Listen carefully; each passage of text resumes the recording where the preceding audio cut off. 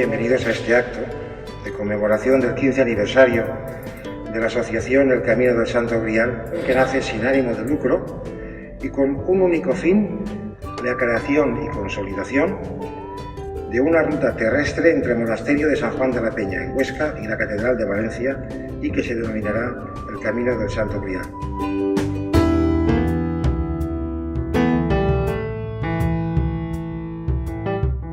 Y en el que vamos también a rendir homenaje a los primeros peregrinos y fundadores de nuestra asociación.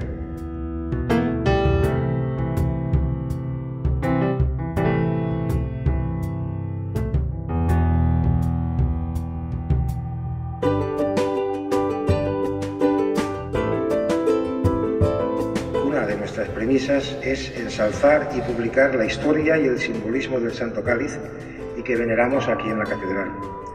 Señalizar, mantener y cuidar la continuidad de este camino con sus vertientes turística, cultural, religiosa, lúdica y deportiva. Hemos recibido peregrinaciones de Corea, de Polonia, de Sudamérica, de África, de muchísimos lugares.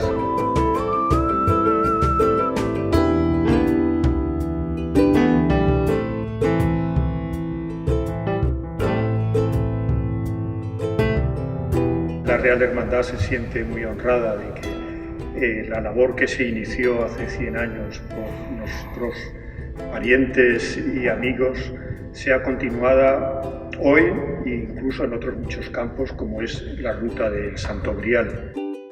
La utopía ya no es una utopía, el camino se está asentando. Esto no ha hecho más que empezar. Cada vez más se va conociendo el Santo Cáliz, pero esto no es nada para lo que tiene que ser.